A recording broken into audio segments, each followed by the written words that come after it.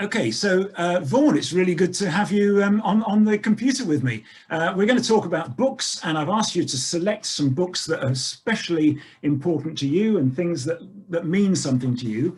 And the first book that you've mentioned is this one, which is the life story of Sir John Houghton, In the Eye of the Storm. It's an autobiography, and Sir John Houghton is somebody I didn't know about, but I've just discovered an awful lot about him. He's a really important figure. So tell me, why is he, and this book in particular, important to you? Well, I think it encapsulates all the work that was done, the scientific work and so on, that was done to underpin the Convention on Climate Change. And John Houghton was very instrumental in setting up the first of the scientific panels and chairing it for years. And he was a previous chief executive, managing director, whatever, of the Met Office. So he comes from a long background of climate science. And he really was the person that began to produce these big synthesis reports, which are the fundamental building blocks on which we're beginning to get some international coherence of opinion and views, and then hopefully policy. And so he's enormously. It's quite a long time ago, wasn't he? I mean, I'm amazed at the dates in here. He goes back quite a long way. Yes, I wouldn't say he goes back quite to the beginning, but he goes back to the very early days of thinking about climate change and the science behind it. And I think it was Assessment Report 4 came out about 2010 or something. Okay. Oh, so there were ones before that. They come out every so many years. So he goes back a long way into that. And then once he'd retired from that, he was very influential because he set up things like the John Ray Institute, which is very much a body that's linking Christianity, faith, and climate and science.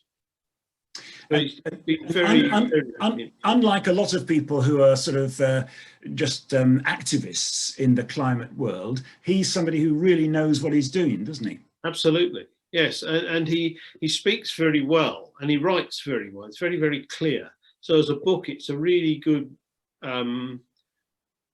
read that explains how I got to where I got to and how I managed to do what I did without any sort of great blowing of trumpets or anything. It's a very, very humble book of a very influential man who, as you say, most people never heard of him.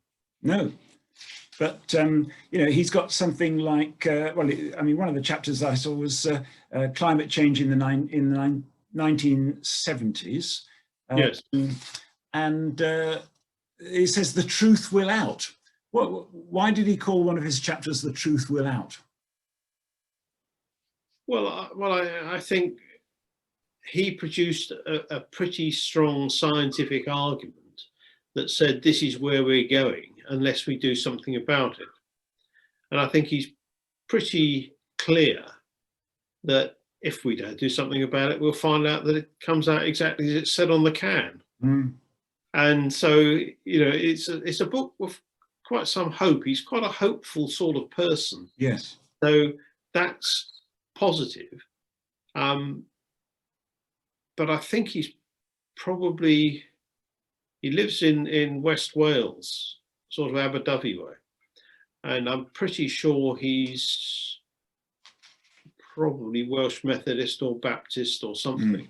So he comes from a fairly fundamental background and has driven the faith-driven agenda quite well. So the comment on the front of the book is written by Bob White. Yeah. Well, Bob White's one of my contemporaries at university. I was in touch with, and Bob's formed the thing called the Faraday Institute in Cambridge, which again is looking at science and Christianity, which is always a very interesting thing to me as a scientist. Is this feeling that, well, you can explain a lot of this stuff, but there's still this sort of underlying thing that you can't really explain, Mm. not really. And the faith element is very strong. And I think it always surprises me that the faith communities, as a sort of, this is broad sweeping generalization, haven't really provided quite as strong a lead as we might have liked in terms of climate. Maybe they should have read the book, because on the back here there are comments by people who are just sort of appreciative of his work, but they point out just how strong the relationship is between his Christian faith and his activism in this area. So it's yes, and it's a classic example of someone doing what they believe in and doing it really well, and reaching a conclusion that actually goes beyond that immediate community. So it's a good guide as to what one can do if one tries hard enough. And I like it. Yes, and I can see that it's very important to you, and I associate you with somebody who's passionate about climate change, or about making the world take notice, which is why I'm fascinated by the second book that you've asked me to have a look at. Well, that's a really different book, because tell us about this one. I thought that would appeal to you, because it's written as if it's written by a school teacher, looking back from 2050, explaining to his students how on earth we managed to get to this wonderful, idyllic, sort of sustainable future from the mess we were in. And it's really quite a clever book. Whether it's going to play out just like that, I don't think matters, because it actually paints a future, and you think, well, actually, what's wrong with that? It all seems to balance quite well. You've got people doing what they want, living in a nice environment, and sort of not quite Milton Keynes on sea, but towns that are built for cycling and walking and so forth, car share schemes and all this sort of thing. Very good energy performance on buildings. And you think, well, okay, so why can't we do it? And I think, there's a reason we teach, or we're taught parables, isn't there? Parables are really good ways of explaining what it really means, what the message really is. And essentially that's an enormous parable. It says, look, this can be done. Yeah, yeah. And when you get to the end of it, you think, well, it doesn't seem that difficult. It really takes away some of this feeling. This is really so big. Well, written by Jonathan Porritt, who obviously is a man of great stature in this area, isn't he? And very, very famous. Now, and he's written the book in an entertaining way to make a really important point. I mean, I was just fascinated. There's a photograph in here of the middle of Kuala Lumpur, with those huge Petronas towers in the middle. But he's shown a photograph, obviously a composed photograph, of what it might look like in 2036 or something, with another big tower. And he's pointing out that this third big tower is 99% sustainable or something. And it's just a fascinating little insight. And there's a picture of a ship, isn't there, with these huge sort of solar panels on it, which drives itself and fuels itself and so on. Fascinating little glimpses into what he imagines the future might be like. And he generally is pretty well on the money in terms of what you can do and what you can't do. He's written another book that's just come out called Hope in Hell. Again, it's a hopeful book. And I think those are the ones that are worth really getting behind. And Jonathan's been around a while. He was with Greenpeace, I think, was it? Or Friends of the Earth. And he then set up Forum for the Future. So there's a lot of good material in there. It's not cranky ideas. No. And what I know about Jonathan Porritt is that he used to advise the Prince of Wales. He probably still does. And so there's a kind of respectability there about his views and how impressive he is in the highest circles. Well, he's got very good access, that's for sure. Yes, yes. School probably helps, but you know, he's a very well-connected man, and he's been very consistent in his messaging. So, and he talks very well, and he's on the, you know, he's got a lot of exposure, but some of his writing is extraordinarily good, and I find that is one of the most accessible books about how you get from where we are now, or where we were, to the future. And it's a very clever way to sort of go and pose yourself in the future. Effectively talk to young people who've been brought up in this new green world.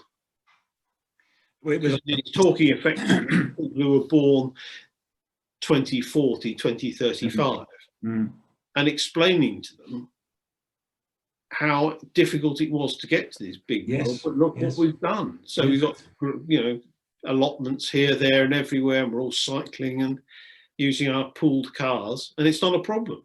Yeah, yeah.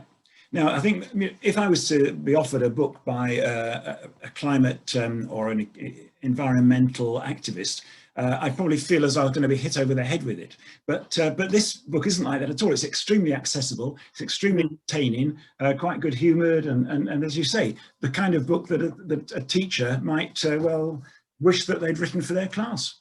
Yeah, the only thing I would say in its criticism is it was an expensive book, and it was jolly difficult to find. And it still is difficult to find. You know, I must have bought several copies. Yes, might be 10 by now, because I keep lending them to people and never getting them back. So I keep replacing them. But getting a replacement copy recently was extraordinarily difficult. Well, you know, you're recommending it to me. I will recommend it to some friends. We'll carry on recommending it, and as people sort of go to their online booksellers and start demanding it, maybe a few more will get printed. Yes, indeed. So, Vaughan, I really appreciate being introduced to these books. I associate you with somebody who loves the environment and wants to care for it and wants to share your love of the environment with other people. But another big aspect of you is your engineering background. And you've asked me to look at a couple of books that are important to you for other reasons. Maybe we'll start by looking at this one called Barnes Wallis. It's written by J.E. Morpurgo, but it really relates to me because I'm a fan of Barnes Wallis as well. Why is this one particularly important to you? Well, I suppose I was brought up with the dam busters. You know, let's face it, when we were brought up, the war wasn't that far behind, and the dam busters film was around and so forth. And I never really thought I'd end up working in the same place as Barnes Wallis and seeing him drive to work every morning. And you saw him drive to work every morning? Absolutely. I was an apprentice at Weybridge at British Aircraft when I left school. Yeah. And Barnes Wallis was still going into work every day. So a little Austin 1100, I think, would drive onto what you can now see at Brooklands Museum. The old clubhouse was where the research and development department was, and he'd drive across the paddock, park his car outside the front door. We had the two big bombs, the Grand Slam and the Tall Boy, one either side of the door of what is now the clubhouse at Brooklands Museum. And that's where he worked. So you had that closeness to him. That's absolutely. Yeah, and so you know. What about it? What about his life? Is this book sort of true to his life? I think that was a very good one. There are one or two that are a little bit more critical, perhaps, but that's actually quite a good biography of the day. It's a 1972 one, so he was still alive when that was written. And it goes through the big projects, of course. Yeah. By the time I joined the aircraft industry, which was 1970,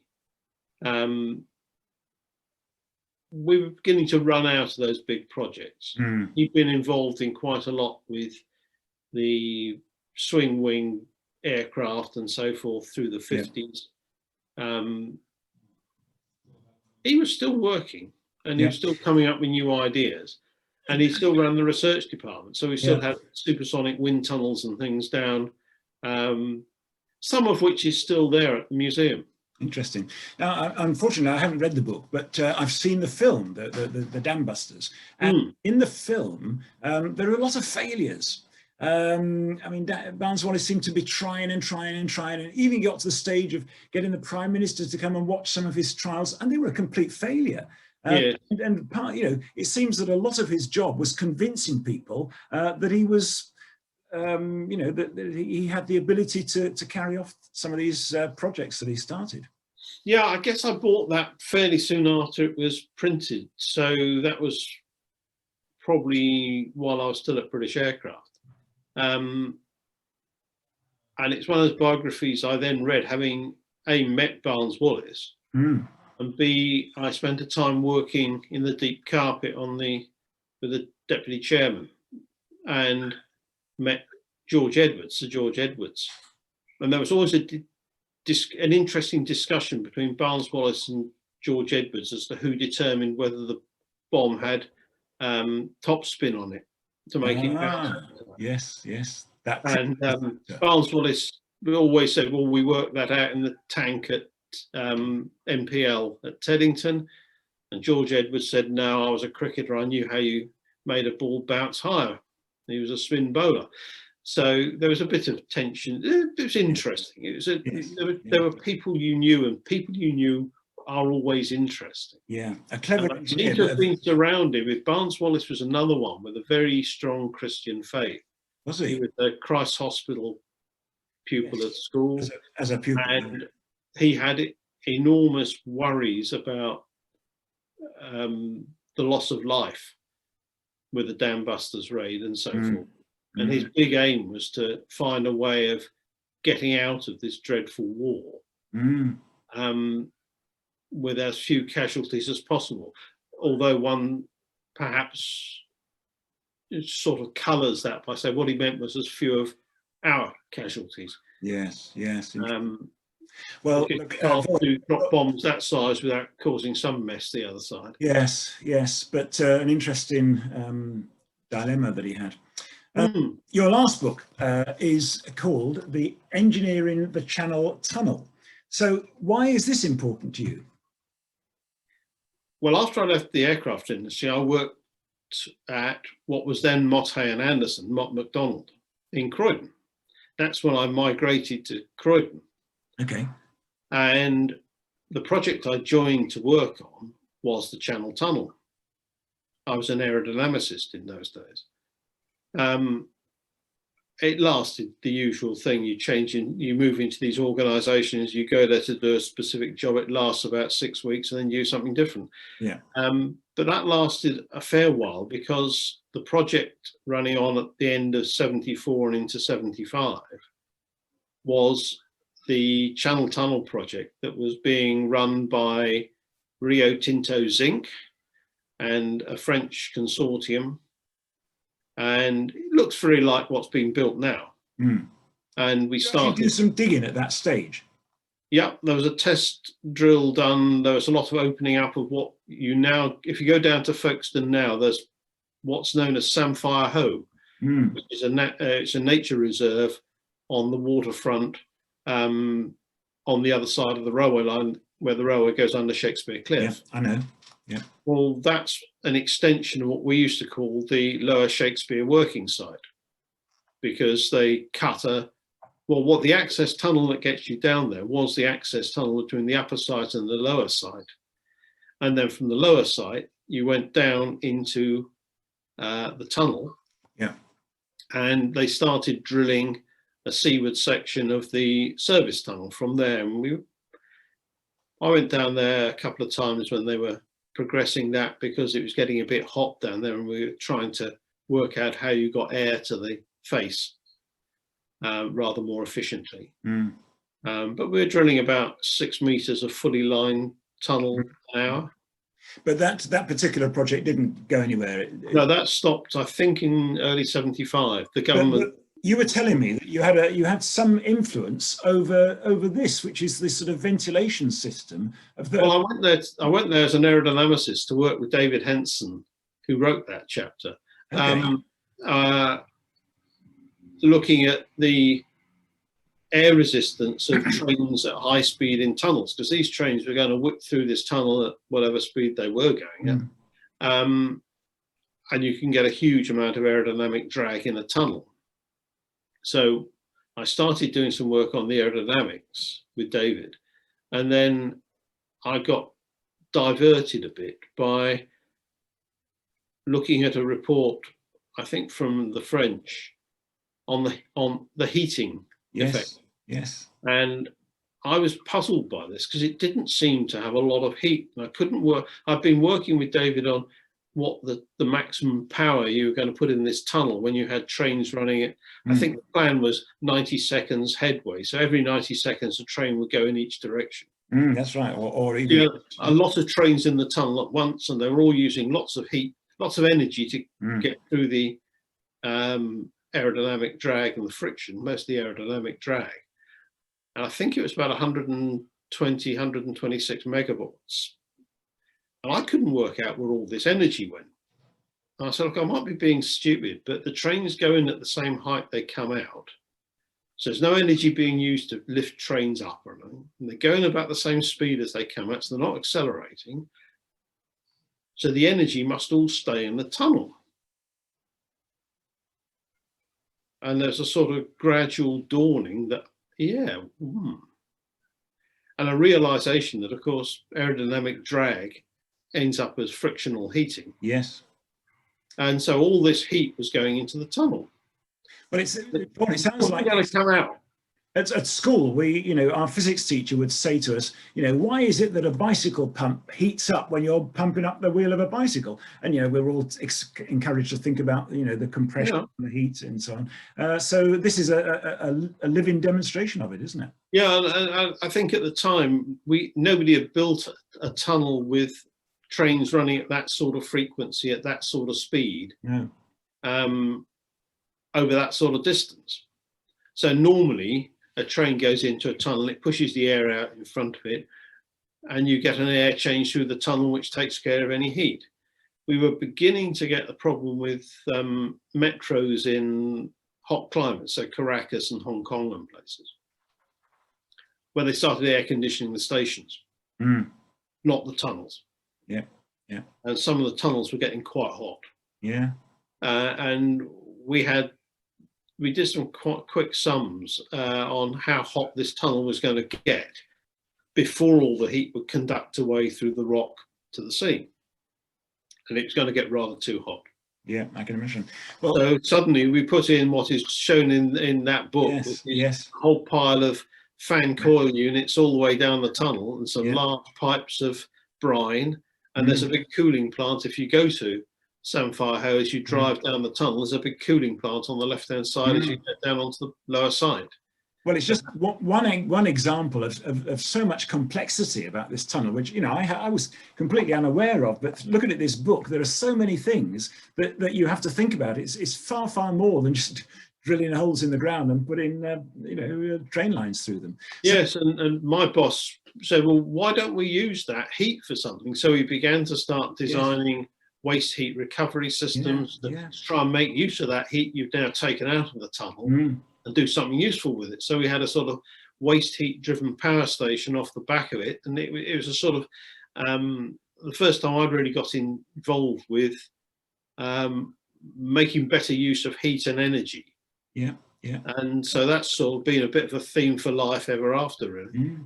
Well, look, Vaughan, you've just given us a very brief introduction to these books, but I really appreciate it. It's so nice to be able to speak to somebody with the sort of the scientific and the engineering background to make sense of some of these things. So you've introduced us to the books. They're all really interesting. It's nice to know a little bit more about you. Thank you very much for this afternoon. Thank you, Simon.